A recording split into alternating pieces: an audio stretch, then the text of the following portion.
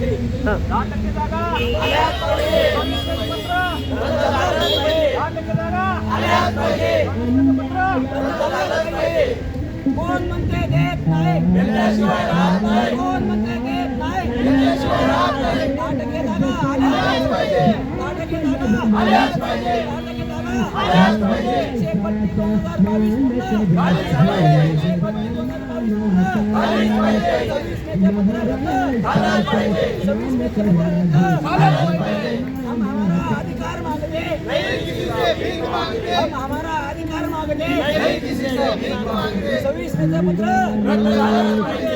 26 मेचे पत्र रद्द झालाच पाहिजे. 2022 मध्ये आमची शिक्षक भरती झाली.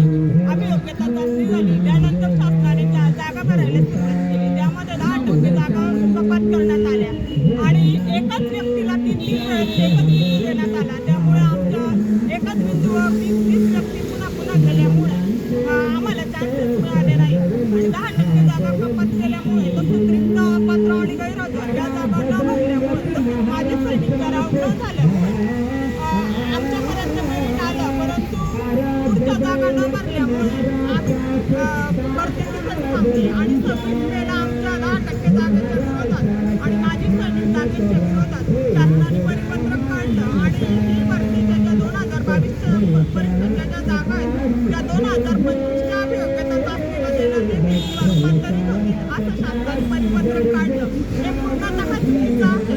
कारण एका भरतीच्या किंवा एका परीक्षेच्या जागा या दुसऱ्या परीक्षेला देणं शक्यच नाही, देता येत नाही. तर हे शासनाचं जे परिपत्रक आहे ते रद्द करण्यात यावं आणि आमच्या 2022च्या अभियोग्यता चाचणीच्या जागा या आम्हालाच देण्यात याव्या.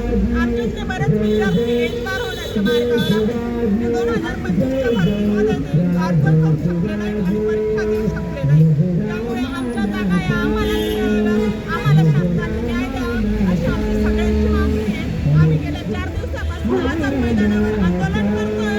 या आंदोलनाची शासनाने दखल घ्यावी आणि आमच्या जागा आम्हाला त्वरित भरून 10% जागांचा माजी सैनिक आणि रिक्त पात्र गैरहजर जागांचा निकाल द्यावा. लवकरात लवकर निर्णय घेऊन आम्हाला शासनाने कळवावं आणि आमच्या या आंदोलनाची दखल घ्यावी एवढी माझी शासनाला नम्र विनंती. 2022 ची शिक्षक भरती झालीच पाहिजे. 26 मेचं पत्र रद्द झालंच पाहिजे.